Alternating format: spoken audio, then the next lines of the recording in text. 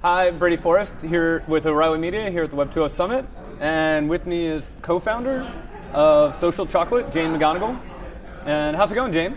It's going great. We just launched our closed beta of our first game on yesterday. So can you tell us about it? Sure. So our first game is called SuperBetter, and it's a social game that you play with your friends and family in order to achieve a personal health goal or to deal with maybe an illness or an injury. Okay. And I actually invented it 2 years ago for myself when I had a mild traumatic brain injury. You know, you were one of the first people to hear about that when I hit my head. And I had a really hard time recovering. And my doctor was telling me that positive emotion and social support are really crucial for in any kind of healing or healthy living, but particularly for brain healing. So I wound up making a game to kind of get that positive emotion, get the social support, and it worked so well for me that I got an invitation to do a clinical trial with Ohio State University Medical Center. Got an invitation from Tony Shea at Zappos to test the product there with every employee at Zappos. So we've been able to do a lot of interesting learning, and finally just this week open it up to people who want to play. We're doing rolling awesome. Admissions in. And so is it still based on Buffy? Is it still based on Buffy? Right, because you know that when I played, I became Jane the Concussion Slayer because I'm a lifelong or half my lifelong Buffy fan. But not everybody wants to be a Slayer. We all are. I know, right? Yeah. But not everyone wants to be a Slayer. So in the new version, you really adopt your own heroic identity based on anything that inspires you. And we have people. One of the players now he's reporting on it for NPR. He had a compound fracture in his leg. Oh, and he's a Jedi. Well, he's actually playing Omar from The Wire, which not to give any spoilers, but Omar is limping around for a lot of that show. So he felt really. But what's really funny is that I was playing as one of his allies, so I gave him a quest to follow the real Omar on Twitter because the actor is on Twitter and he tweets these really kind of Snoop? Inspirational. Are you like? That's true. No, I'm still Jane the Concussion Slayer. So if there are any vampires in The Wire mashup, I'll be ready. Basically, he's following the real Omar on Twitter, who turns out to have all these inspirational messages because he's really spiritual. I don't know. It's really funny, like when you start to bring social media and that kind of playful spirit into your recovery. It opens up a lot of interesting avenues for support and just to kind of lift yourself out of the depression and anxiety that goes with it. And so, tell me about the rollout at Zappos. So let's see. We actually started working with them about maybe 4 months ago to work with some of their senior folks to think about how this would work best in an organization, right? So not just like a single player, but coworkers really playing together. So they helped us think through some features that they would want for that, and we're actually pretty involved with this summer while we were developing this first version of the platform. We went in about a month ago and we trained about 50 people as SuperBetter ambassadors. So they have this kind of program where they start a group playing and then they reach out and roll out. And so I think we're about 500 employees in, and we plan to roll out to all 5,000 over the next few months. There's 5,000 at Zappos? There's 5,000, so it's going to be quite the SuperBetter army. Wow. Yeah. That's awesome. Yeah. So did Tony end up investing in SuperBetter? No, not that kind of relationship. Okay. Yeah.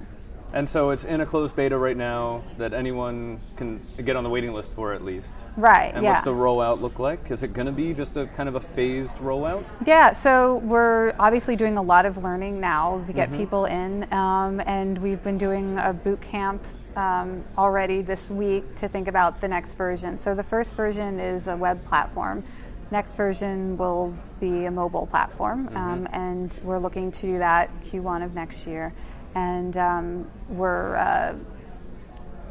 so we hope that with that new version, we'll just open it up as a product, sort of move out of the closed beta to a, you need it, you got it. Yeah. And so your company is based here in San Francisco? Yeah, San Francisco.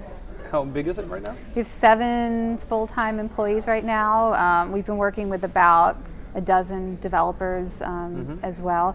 and we have a lot of actually interesting scientists involved from Stanford, UC Berkeley, University of Pennsylvania, because when I first created the game, it was sort of intuition, based on what my doctor was advising and what I know about games. But what we've spent the last year doing is working with experts on neuroscience, experts on behavior change science, so that everything in the game is actually clinically backed. So we have about 6 really strong scientist partners working with us. So as well. how do you feel about your concussion now?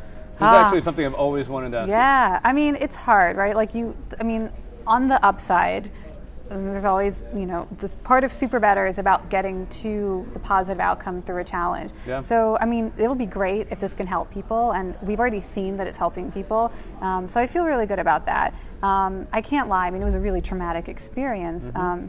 So something that I've struggled with over the past 2 years is to have, what scientists call post-traumatic growth, where you get stronger as a result of facing an obstacle instead of getting kind of weaker or burnt out. And I think I've gotten there, and trying to build that into the game so that other people, because life is hard and there's a lot of pain involved for everybody, and if we can kind of confront that face on with the help of friends and family, which is what my experience was with the game, we can come out of it stronger. And then we're stronger than we think we are. I think that's what I found out, that I was stronger than I thought, and I think that's something everybody can find out if they face it with that right mindset.